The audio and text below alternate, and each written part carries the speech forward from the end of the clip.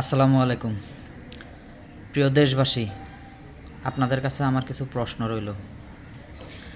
আমার প্রথম প্রশ্ন হলো, এই যে আপনাদের প্রিয় দেশনেত্রী শেখ হাসিনা, খুনি হাসিনা সারা জীবন মুক্তিযোদ্ধাদের পক্ষে এত এত পজিটিভ ফিডব্যাক দেখাইলো, এত এত দরদ দেখাইলো, এত এত মায়া দেখাইলো, সেগুলো কি আসলেই বাস্তব ছিল? সেগুলো যদি বাস্তব থাকে, আজকে তো দেশে হাজার হাজার লক্ষ লক্ষ মুক্তিযোদ্ধা পরিবার এখনও দেশে অবস্থান করতেছে তার পক্ষ নিয়ে।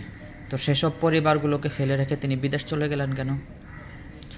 অথচ বিগত ৫-১০ বছর আগেও তিনি মুক্তিযোদ্ধা পরিবারের জন্য এমন একটা ভাব দেখাইছে, মুক্তিযোদ্ধা পরিবার ৭১ সালের স্মৃতি মনে করতে গিয়ে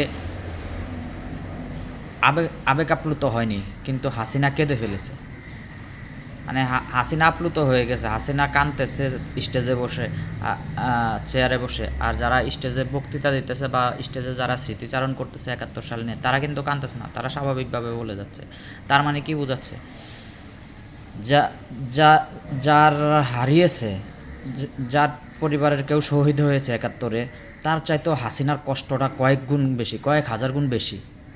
এমন একটা পরিস্থিতি দেখাইতে চাইছে, এমন একটা ভাব দেখাইতে চাইছে। আসলে কি এটা বাস্তব হয়? এটা কখনোই বাস্তব হয় না। এগুলো হলো স্ট্যান্ডবাজি, এগুলো হলো সিম্প্যাথি পাওয়ার একটা রাজনীতি। যার হারায় শুধুমাত্র তার কষ্টটা সেই বুঝে, অন্য কারো বোঝা সম্ভব না। মনে করেন আমার জ্বর ১০৪ ডিগ্রি, এখন আমার কষ্টটা শুধুমাত্র আমি বুঝবো। এখন আমার কষ্টটা কি ডাক্তার বুঝবে?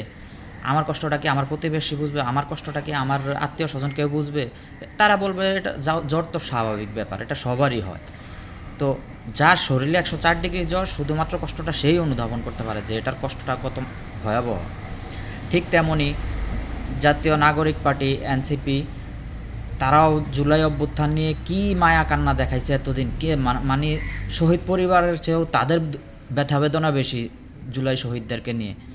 অথচ জুলাই বিজয় আনন্দ, জুলাই বর্ষপূর্তির দিন যে বিজয় মিছিল হলো বা বিজয় ফুর্তি হলো, সেখানে তারা অনুপস্থিত। এতে কি বোঝাচ্ছে? আসলে এগুলো তাদের সিম্প্যাথি পাওয়ার জন্য বা জনগণের দৃষ্টিতে থাকার জন্য এগুলো একটি নাটক। এগুলো হলো মানুষকে ধোঁকা দেওয়া। শুধুমাত্র শহীদ পরিবারের ব্যক্তিরাই শহীদের কষ্ট বুঝে, এর বাইরে অন্য কেউ বুঝে না।